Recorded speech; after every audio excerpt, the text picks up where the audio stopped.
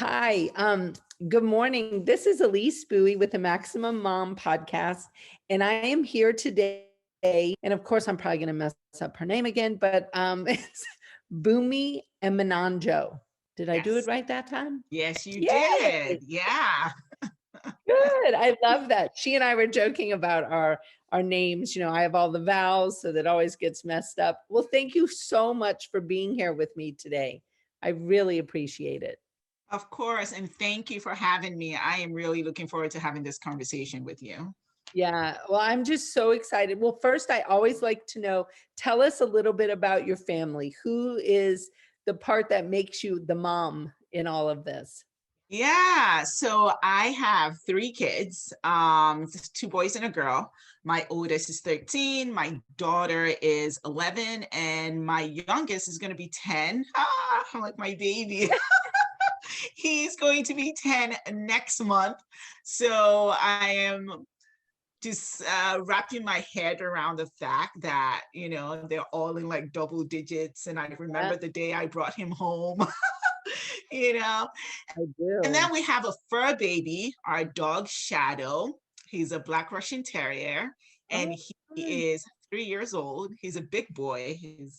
If you Google black Russian terriers, they're huge, but he's a gentle giant. oh, So that's awesome. Do the kids just love having a dog? oh, yes. Yeah, they do. I mean, we brought him home when he was about maybe 5, 6 weeks old. And Oh, so, yeah, he's been with our family since he was a baby, and they just love it. And I have to say, they're very responsible. Like, they feed him and take him on, like, that's their dog. They take him on walks and everything. So that's been really helpful, that where my husband and I are not the ones, carrying all the burden as far as taking care of the dog's concerned. absolutely. Oh, yeah, I think it's huge. And I think it helps kids learn responsibility. It does. Yeah, for sure. Yeah. Well, tell us a little bit about what is your lawyer part of all this as well. Yes. So I work for the federal government. I'm an ethics attorney. So I do government ethics work. And so, which is really interesting and challenging in the sense that I get to see different types of issues every day. I did not start off as an ethics attorney. I actually have a science background. I graduated from University of Maryland with a bachelor's in cell biology and genetics, which I don't use at all now. It's so random. But you and I were talking about, before we got on that, I'm Nigerian-American. And so growing up, it was like, you're either a doctor or, an engineer. And that was where the undergrad degree came from, because that was the plan, according to my parents, was to go to medical school. But that changed, and I ended up going to law school. So Oh, well, you bucked the system. I did. I did. Yeah. I can't But imagine. yeah, it's I truly believe that no experience goes to waste. Oh, Because now I'm able to bring my science background and my legal background and use that at work. I worked at the FDA for a few years, so that was like the perfect marriage of the two. Yeah. So yeah, everything happens for a reason. No experience goes to waste. So absolutely. Now, how has it been being an ethics attorney in the federal government for the last, I don't know, several years? I would think that have been interesting. it's been interesting. That's it. Okay, we'll leave it at that. Yeah. Interesting. Yeah. Interesting is always good at work. Yeah, I know it's challenging work. It's not boring, So yeah, it's been rewarding in the sense that it's helped me, grow. And not just the past 4 years, just my experience as an ethics attorney in general, it's just helped me grow as an attorney. So no complaints there. Yeah, I find ethics, I mean, obviously ethics are just so important in what we do. And I mean, I think Yeah. the privilege we have of having a legal license and the work we do, I mean, I think ethics have to be just really the top of mind in everything we do. And that being said, I find, when I find myself in a situation where I'm reviewing the ethics again, which I feel like I do a lot. You know, as Mhm. a law firm owner, things will come up and I'm like, okay, well, let me look at the ethics. And, you know, in typical legal fashion, they're not crystal clear. So, Right, you know, you right, look at these things and you're like, oh, yeah, we're squarely in the gray mush right here in the middle of these, you know, right. and then you've kind of really got to navigate what you think. And I find ethics to be just fascinating when you find yourself in the gray mush and you know trying to figure out what's right, how do these fit together, you know, how does it Mhm. fit with your exact situation, you know, and really trying to do what's right. It often is challenging analytically, I find. Right. And but the good thing is, depending on whether you're in the federal government or in the private sector, there are rules and policies in place to help guide us. So, Yeah, it's been really helpful, and to have, like, ethics counsel, you know, we at the Washington State Bar, we have an ethics hotline we can reach out to, which I have found mhm. really helpful, you know, over the years. Well, now tell us about your entrepreneurial journey, because I know that's the fun one. Yes, that's the both are fun. Both are fun. This is like my heart, Yeah. So yeah, Atlas Book Club. We are a book subscription books company, and we're focused on globally diverse children's books. And so what we do is when you subscribe to an Atlas Book Club box, you get a box with a book along with materials to immerse the child in the culture of the country being featured, because every month we experience a different country. So we have 4 age groups. So we try to accommodate different age groups and different reading levels. So our youngest is our hatchbox, and you'll notice a bird theme here. And so we have our hatch box, which is like picture books. And then we have our Nest Junior, which is for kids 7 to 9 years old. We have our Nest, which is 9 to 11 years old. So that's like our middle grade chapter books. And then we have our Soar books, which is for 13-year-old and above, which is young adult books. And so the idea is, allowing every child to be able to, one, see themselves represented in the books that they read, hence why we visit different countries and experience different cultures, and to also travel to different cultures and countries. So we launched in November of 2019, and I believe we've explored 21 countries so far. I know it's, and Amazing. I love that we've touched on almost every continent. So for example, in December we explored Poland, and in January this month we explored China and India. But then we've also explored countries that folks are not really thinking about. Like, I'm gonna go to the library and get a book set in Turkey. Nobody really is really thinking that, at least unless of course you have, like, you know Turkish relatives or ancestry. So we've explored Turkey, Iran, Ivory Coast, Burkina Faso, Kenya, Nigeria. I mean, I could go on. Like, so it's been a great experience. That's amazing. Now, are your company, are they writing the books? Or are you bringing in other books as well? Like I think of the SOAR group. Do you bring Yeah. in sometimes books that have already been written about that country, or are your books all original? So we don't have any, so we're not a publishing Okay. house. Yeah. So, but then that's what I love about, because someone asked me, Bunmi, would you start a publishing house or a publishing company? I was like, I don't know. I mean, who knows what's in the plans in the future?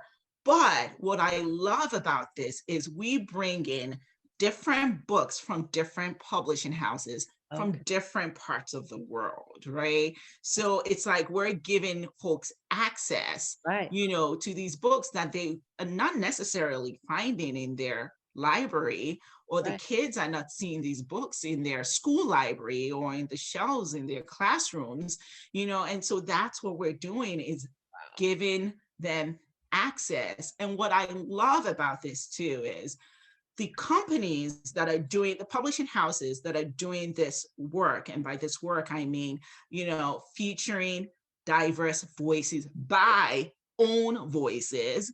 The companies doing that work are these small independent Right. publishing houses.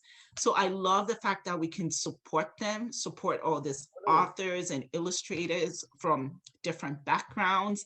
And so yeah, it's fun.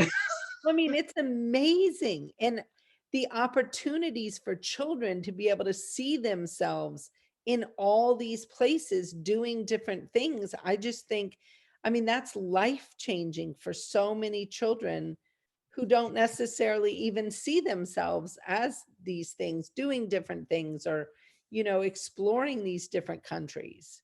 Yeah. And that's the experience that we've recreated in our boxes. We want to recreate the travel experience. So Exactly. if you're traveling to, we can say India, that's one of the countries we featured this month. If you're traveling to India, for example, when you travel, what do? Maybe you want to learn a little bit about the culture so you have some context when you get there, right? When you get there, you explore the culture, the food, with the festivals of that country. You get a postcard. That's another thing you get in the box. So in the box, you get a book, you get a postcard, and you can send that postcard to your loved ones because that's what you do when you travel, right? And then you also get a culturally relevant souvenir that's locally sourced. Oh, Yeah.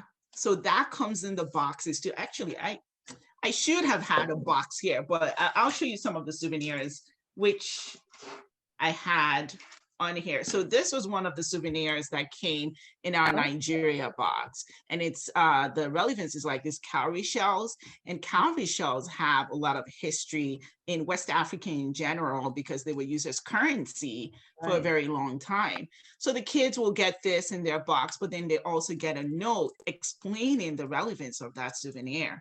So when I say that it's really an immersive experience. And then we have the map. You can see the map right behind me. They get a map where they can track their travels, because they get a little sticker. So for example, this month they'll get an India sticker. They can put it on there. Next month for Black History Month, we're exploring Black stories, and I'll talk about that a little bit more later, but we're exploring the United States to get a USA sticker. And so hopefully the goal is that eventually their map is covered with different colored stickers representing the countries they've explored. That is just, it's truly, I mean, what an amazing, just well thought out. I just love it. I mean, who are your partners? Like, I mean, when you're looking to market to people, I mean, I obviously just like families, just regular families, but I mean, Mm. do you market as well to like schools or homeschool programs or, things like that? So that's the direction we're heading now. So most of our market has been families, individual families Hmm. who now, because I know a lot of parents are very conscious about diversifying their children's library and the books, in their homes. So we have that, but then we also market to homeschoolers, because, and in fact, I had a lady, Kat Khan, she's an attorney to a homeschooling parent who came on the Atlas Facebook page, and we interviewed her, and she talked about how she uses an Atlas book club box as her part of her homeschooling curriculum. Completely. Yeah. Yeah, she uses it for social studies and Oh, geography, and it serves as a jumping off point because there's so much information in the box. And she's like, my lesson plan is already planned for me. My lesson. complete. I mean, I was Yeah. a homeschool mom for a decade, and Oh, thinking nice. about Yeah. this, I mean, I would literally turn this into an entire thing. We would cook the food of that place. The kids would go figure out like the ingredients we needed. We would turn it into math because I always turn cooking into math. Like, but and then all the cultural pieces, and then we would read. We'd probably end up doing arts and crafts as well, making some of the things. And then I have one child who'd always go off into animals. So we'd have to learn about all the animals in that region and their climate and how the climate impacts like their farming. I mean, it would be, I could totally see these boxes in the homeschool world in a way that is hugely relevant, and especially how you have all the different age groups, because Yes. that is such a tricky piece when you're homeschooling. Is, I mean, at the time, I had 4 children, was catching all those age groups and Yeah. making sure that it was relevant to everybody's age group. And so I just think it is an amazing resource for homeschool Yeah. families. Thanks. And that was what was important with the age groups for us, because a lot of thought, I mean, I guess this is where my perfectionism helped me out. It's not always a good thing, but anyway, story for another day. Um, but there, every single thing, there's a lot of intention that goes into it. So with the ages, for example, so we have our picture book. I said picture books are for everyone. Like I love picture books, and I love good picture book. And then, but our next age up, that's 7 to 9. But then we have an overlap 9 to 12. And in Mhm. fact, I had one parent contact me yesterday. Her daughter is 8 years old, and she was like, "Oh well, my daughter's 8, but she's an advanced reader." Guess what? She can read the 9 to 12-year-old, because that's chapter books that are perfect for middle grade, but still appropriate in subject matter for Right, an 8-year-old. So, like Harry Potter books, for example, will fall into that 9 to 12. And then our 7 to 9 is that tricky age where kids are kind of more independent readers. So they're getting out of the picture books, but they're not quite ready for right, those middle grade chapter books. So in that age group, we have chapter books, picture books that have a little bit more complex text, for example, or we'll have easy chapter books. And when I say easy chapter, those early reader right. type of chapter books, again, still set in a different country or featuring a different culture. So that's the amount of intention. We put so much intention into it because we want your kids to be able to move up or down Right. based on their reading level. And there's no shame in it. You just Exactly. pick a reading level where you are, and the hope is you're reading interesting, fun stories that encourages your love of reading as a child. Absolutely.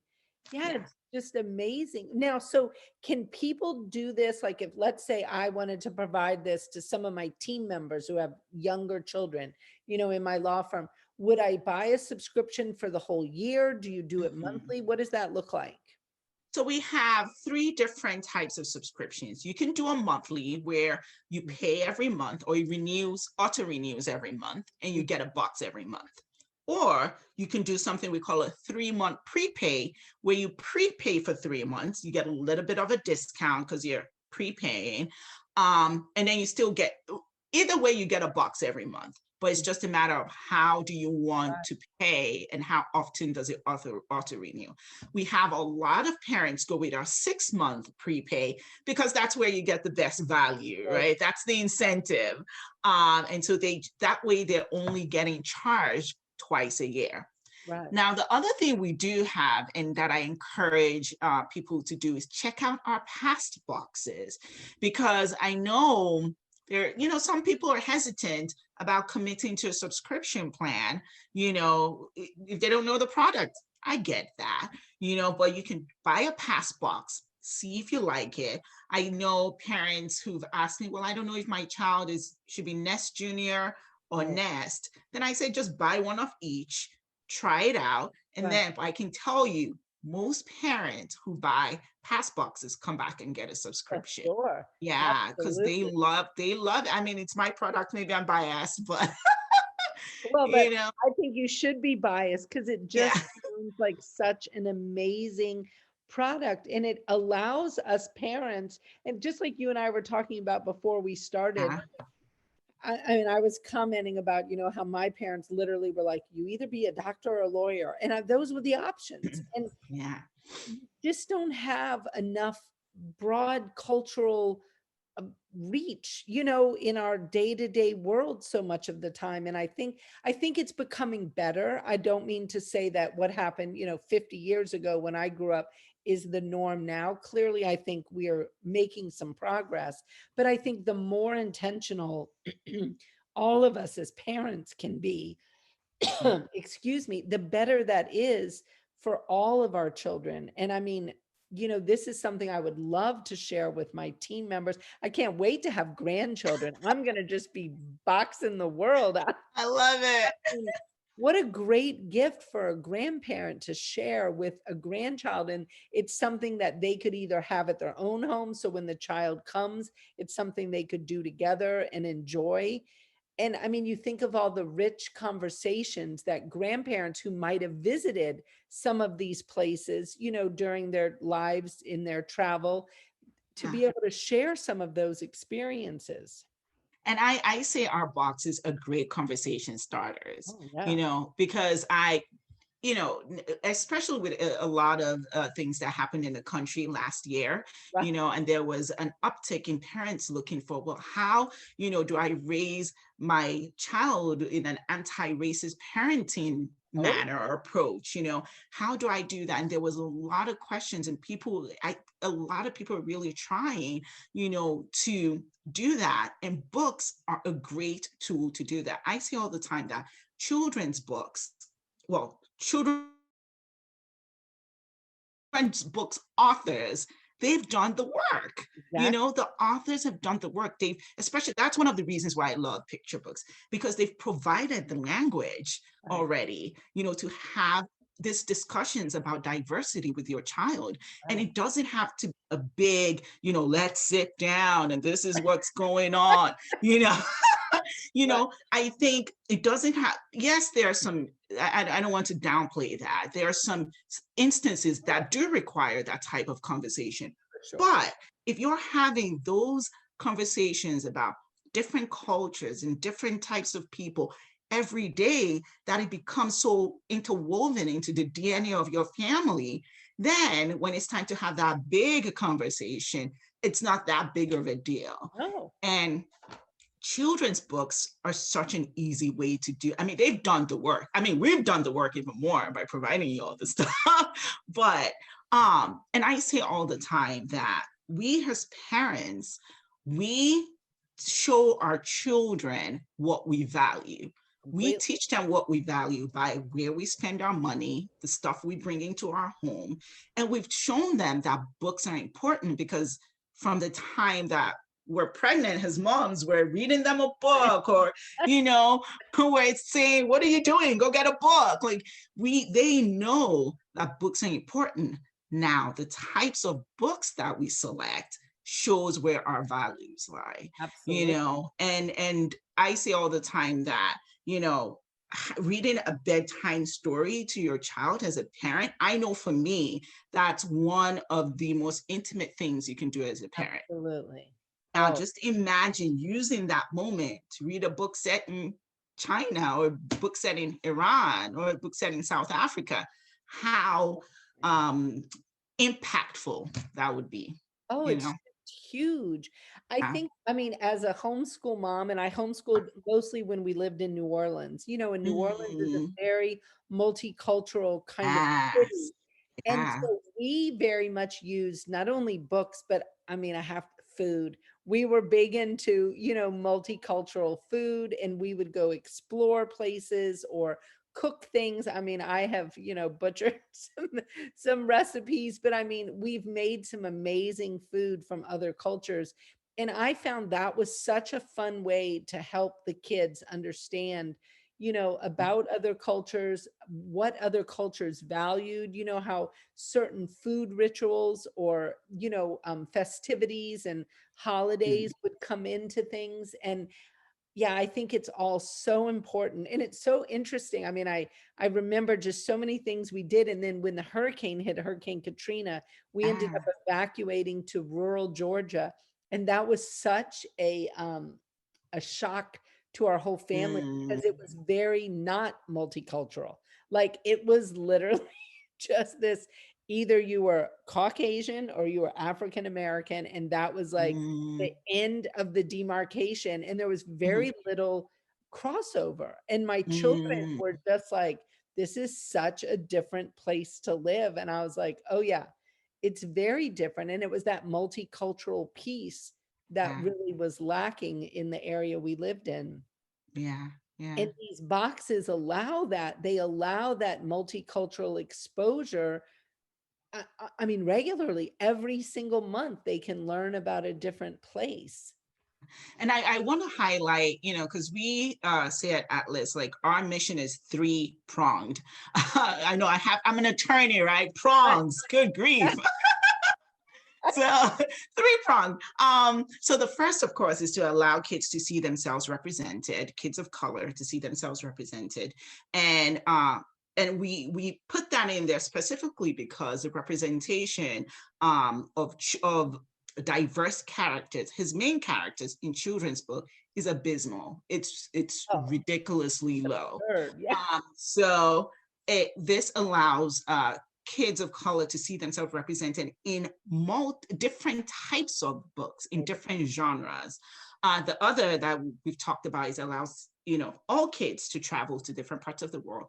But the third part that I want to highlight, because when you were talking about multiculturalism, is that our boxes allow kids to experience the diversity within cultures, because I think that's super important.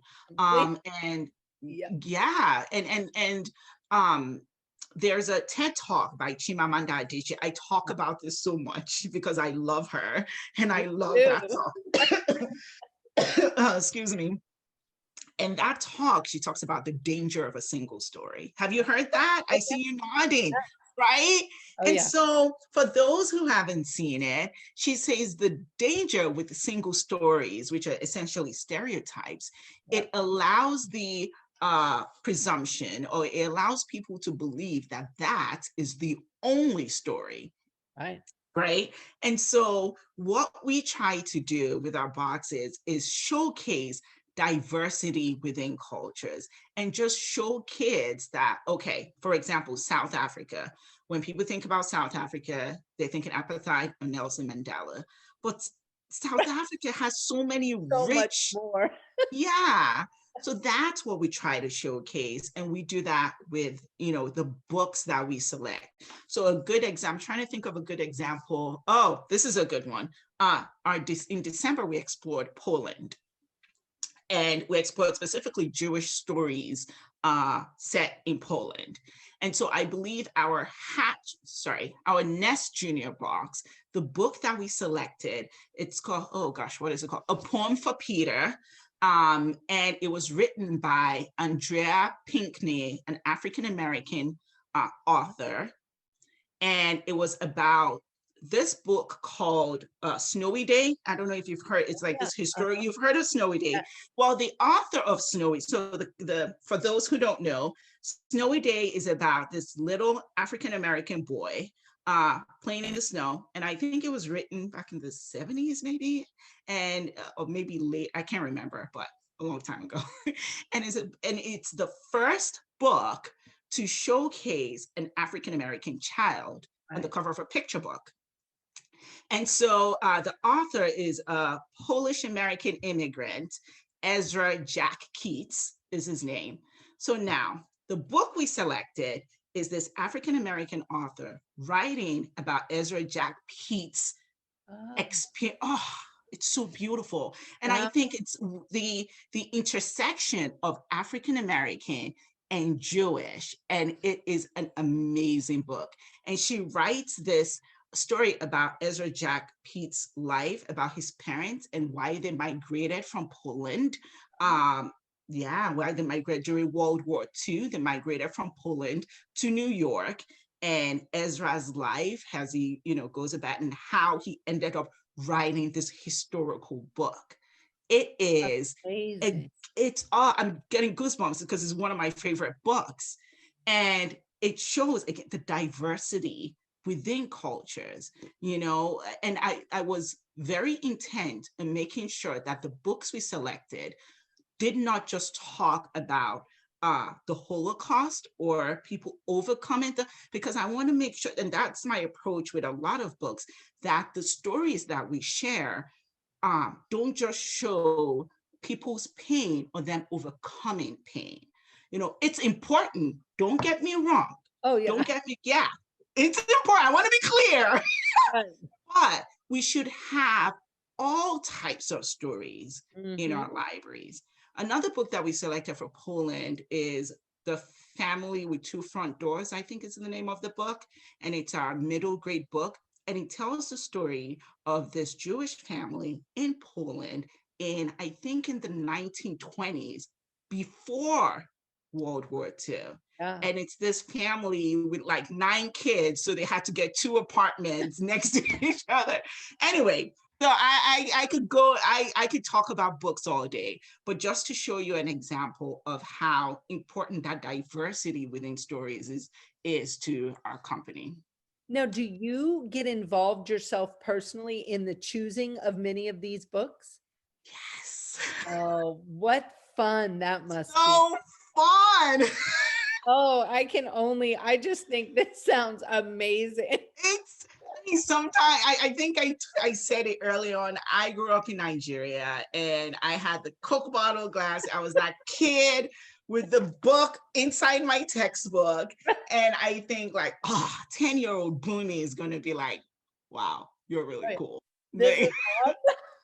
Yeah, no, I read all the books because I think it's important as the founder of this company that I know what I'm sending Oh, your yeah. child, Mhm. right? Yeah. And there's a note to parents that we include in every box because I think it's important for you to know what your child is reading. Mhm. And it's even more important with our young adult category because we address upfront if there's anything controversial in the book or something you need to talk to your child about.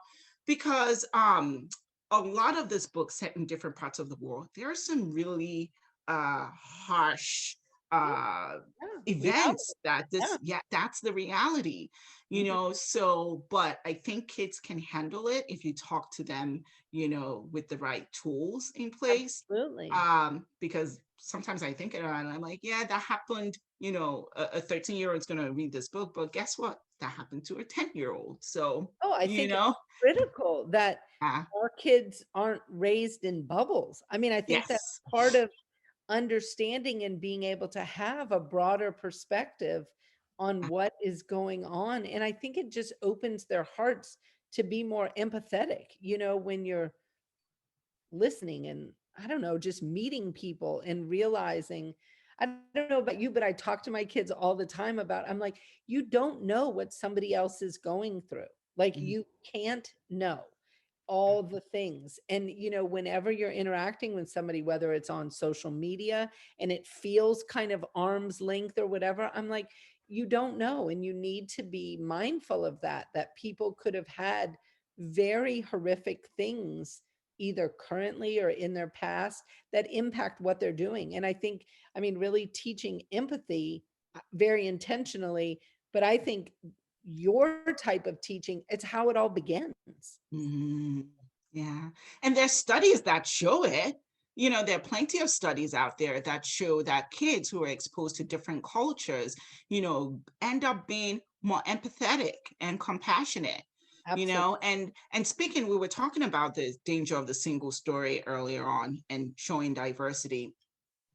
That's one of the reasons why um one of the criteria when we're selecting books is sometimes we select books that show kids being just regular kids, a Right. child in India or in Nigeria or wherever, just being a regular kid. They're not being a hero, they're not saving their village, they're not, like Right. Like it doing all just these crazy things that sometimes poor kids, I feel so bad sometimes because I'm like, you don't have to make a rocket ship by the time you're 15 to consider yourself a smart kid who probably right. could go on to be a Yeah. rocket scientist. Yeah. And I think that's why these um Captain Underpants and Dogman series, that's why they're so popular, because they're just kids being up to mischief and having adventures. And so again, not to discount books that tell inspirational stories. Those are important, but the books that are also important kids just goofing off, kids of color just goofing off. Right. And so there now I'm like, why don't I have a stack of books here? I usually do. you know there's there's a book, one of my favorites. It's called Planet Omar, and it's set in London when we explore the United Kingdom. And it's this mischievous boy, who happens to be Pakistani, who happens to be Muslim, just going on adventures. And it's set in that graphic novels Yeah. style, like Captain Underpants. So those are some of my favorite books. Kids just being regular kids, families just being regular families who happen to be Indian-American family, or who happens to be, a Chinese family, and that way, we learn about their culture. But those are the books that resonate with other kids, and that way they see the humanity, they connect with, Jack is just like me. He loves soccer. He just happens to be Chinese. And, you know, Right. does that make sense? It completely does, and I think that it just is gonna open the eyes of so many children. I mean, I wanna get your boxes into the hands of every single child. I mean, imagine how the world would look different. I mean, really, like, I sit here and you talk about your goosebumps, the impact you can have and this business can have on the world if children get that kind of training so intentionally where they're building those empathetic skills and that compassion. Imagine how different our world could look if every child had that and had that opportunity. I mean, it's kind of life changing to think about. Wow. Yeah. I Yeah. mean, And kudos to, the publishers and the authors and yeah. the illustrators, you Oh, know, that are pumping out these stories. I was telling, I think I was in another interview or something, and I said, if you want to, you don't have to go to like the Louvre to expose your child to art from different parts of the world. You right. just have to pick up a picture book, and I have some beautiful picture books here that are illustrated by artists from Iran, there's an artist from South Africa, like, and you just see there's one that actually in March, well, I guess I haven't said it, but I'll say that in March, we're exploring Peru and Argentina. And so we're finalizing the selection for March. And this picture book is stunning. And it was illustrated by a Peruvian lady. So your child gets to see art from all over the world, because an artist is going to bring their culture and their experiences Oh, to that art. So it's I think about this sometimes, like, oh gosh, I just feel so blessed and lucky to be oh, doing yeah. this, because I am having a blast. How did you decide to start this? Like, what was the seed for you that started Yeah. this? Yeah, so let's see, we have been in this house since 2016. So we moved to our current home about 5 years ago, and we moved from a neighborhood that was super diverse Mhm. to the neighbor we are in now, that's not as diverse. And I love my neighborhood. It's fantastic. I'm glad we moved here, but that was just the reality. Yeah. And in fact, my son's class, he was in fourth grade then, he was the only Black boy in the whole class, and so my husband and I were just determined that, okay, you're in this environment where you're a significant minority. We want you all to have a strong sense of self. Again, why it's important for kids to see themselves represented, because it helps build self identity. And Absolutely. so we wanted them to have that and to continue to learn more about their Nigerian heritage. So we started a book club in our house. That's how it started. It Wow. was, just me and my friends and, a family in the neighborhood. So it was a diverse group of kids, about 10 of us. And every month, we did this for about a year. Every month I would select a book set in a different African country. So we started with African countries. And yeah, we would just meet and discuss. We were doing middle grade books then. And I just started buying all these different picture books set in different parts of Africa, and it was a challenge finding them. Like, this is crazy. Like, can I get a book that's not about a random African village? Like, what's going on? But that's how it started. And then eventually we started reading books set in different parts of the world. And yeah, and then the other half of the story is the kids at the elementary school, they had guest reader days where you Mhm. could come in and be a guest reader. And so I worked from home, so it was easy to go during my lunch break. And when I went, I would take a book from our diverse library. And so I will go to this class where it's mostly, white kids, and Right. read a book set in Burkina Faso, you know, and, I and, love this. and they loved it. They Oh, loved it in the sense that I didn't realize how much they are yearning. They were yearning from stories different from their own, yeah, for sure. and one event that happened, I'll never forget. My youngest was in kindergarten. So I took one of the first, and I remember because it was one of the first books that I used to take with me. It's this book set in Nigeria about, why this I can't even remember the title of the book, but it's this village that were eating from the sky, like the clouds were food, and they just got greedy and kept eating, and the sky got angry and the sky moved up. That's why the sky is so far away. It's based on a folk tale. So anyway, I took that book in to the kindergarten class and I read it. The kids loved it. Fantastic. About a year and a half later, I go back to the same class because my son then was now in second grade, and I take a totally different book and I read, and there was a little boy that raised his hand and he was like, Shay's mom. And I was like, yeah. He's like, next time you come, can you bring that book? And I was like, what book? He was like, the one about the sky. I was like, oh, you remember that book? Crazy. He's like, yeah, can you bring that?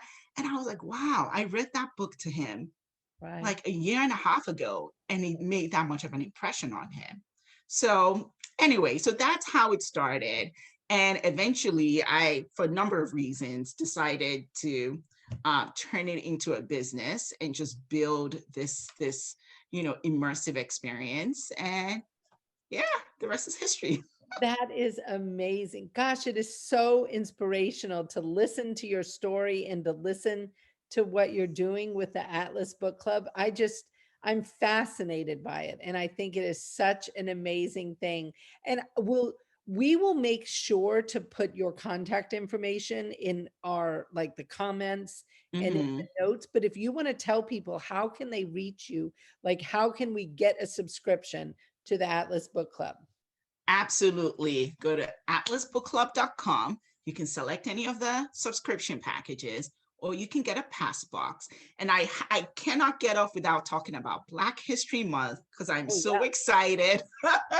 We have our February box is a special Black History Month edition. Last year, the theme was music. We explored like Black history and music in this book selections. And this month we're exploring, we're calling it Black Girl Magic. And this is why I can't wait. oh, Oh my gosh. love I cannot wait for people to get it because we have selected books that have girls, and well, one of them is a boy, characters, but they're books that are fantasy books, futuristic, and magical realism, because oh, wow. it's not very often that you see characters of color, right, in these fantasy realm type of books. And so that's what we've selected for everyone. So you can sign up That's like awesome. now because we're going to sell out. I keep telling people we're going to sell out of this because it's so fantastic. So that's what we have. But then we also have a sale starting on, well, February 1st, where we're putting all our boxes that have a Black girl as the main character from our past boxes is going to be on sale for $35. Oh, that's Yeah, nice. so you get about $4-5 off, I think. Yeah.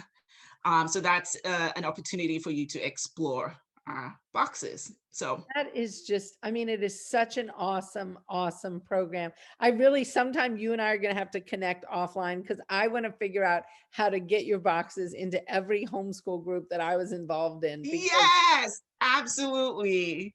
I just Yeah, let's do it. such an amazing opportunity. And I mean, in schools, could you imagine if schools? That's what we want to do. Oh, That's where we're going. I'm happy to talk about that anytime. okay, awesome. Well, because it's funny when you mention your son. I mean, we had that same situation coming from New Orleans. We moved to Minnesota. So once Mhm, the hurricane, we evacuated to Georgia, but then we decided rural Georgia wasn't for us. So we moved to Minnesota. Well, when my son went to his sixth grade class in mhm. just suburban, Minneapolis, he Yeah, was he was like, "Where are the kids of color in this school?" And the principal was like, "Well, we have 4 people." And he was like, "What are you talking about? 4?" He goes, "You mean in my class?" And they were like, "No, in the in the school." whole school. Yeah. And he was horrified. I mean, coming from New Orleans, I mean, it's a very different community. I mean, it is much more diverse. And so he was just like, "Okay, this is gonna be weird." I'm Yeah. like, And so, "Yeah, yeah. And that's the thing with parents who find themselves in that situation. This is what I love about, technology, right? So first, of course, you have Atlas Book Club, but Netflix has so many, I mean, there are different ways to right, bring that culture in.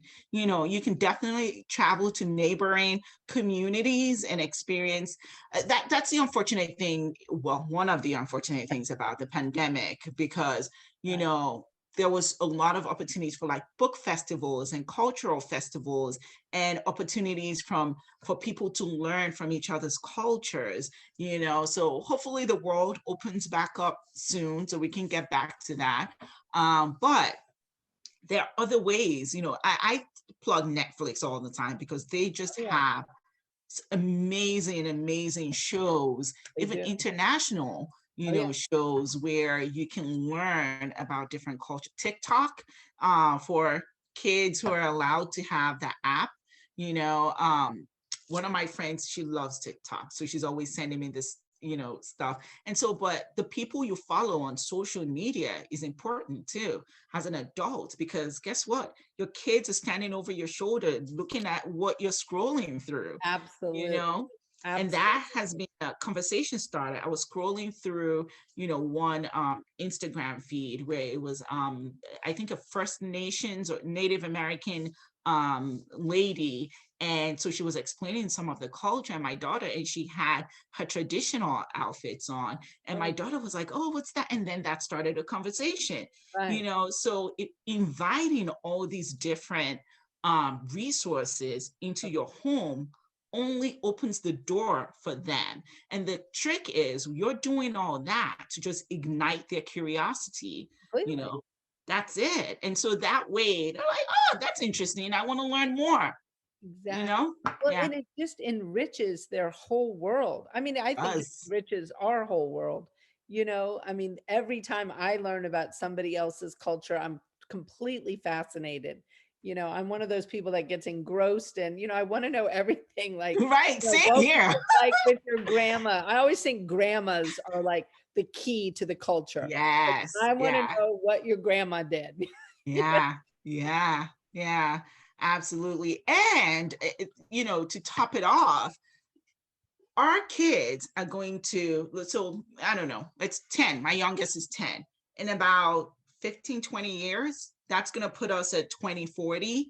The world is going to be so much more globally diverse. Oh, They're yeah. going to enter a workforce that's more globally diverse than Yeah. ever. So it's important that we give them the tools to be able to perform as effective adults and employees for the future, and we Absolutely. do that by igniting that curiosity so they have the information and the sensitivity to, know, oh, this person looks South Asian, they may be Indian or from Bangladesh or Pakistani, like just giving them enough information so that they can have that cultural competency, which employers are looking for, actually. So, And I think being able to be open enough. I think one of the things I find in some circles of other, white women who look like me, they are nervous about mhm, showing what they don't know or asking mhm, questions. And I don't know, I'm kind of comfortable in being my dumb self. Like there's times mhm. that I just need to ask questions. And and I think the more we learn about different cultures, the more comfortable we are realizing, I mean, you can't know everything about, I mean, No, it's impossible. And you have to ask questions and you have to be open to hearing those answers, even if some of those answers are maybe we didn't ask the question right, or maybe there's more things we need to learn. But I mean, you've got to start the conversation somewhere. absolutely. Absolutely. And that's the only way forward. It really is. Yeah. I think so too. I really appreciate your time today and This you was sharing. fun. Yeah, well, it was awesome talking to you, and of course, I'm gonna go on and order boxes already today for my team members because I think they'll really appreciate that, I have all different kids on our team, different ages, so it's awesome. So I Yeah. really appreciate your time, and I would love to talk to you again sometime because really, I think getting your boxes in the hands of every child would just make such a difference in our world. I mean, I appreciate the support. Thank you for having me. I can talk about books all day, so this was I a lot love of that. fun. Yes, well, me too. Thank I you. love books. Well, you enjoy the rest of your day, and I can't wait to see what your February box looks like. I think Black Girl Magic's gonna be awesome. Thank you. Thanks. Bye, everyone. Bye.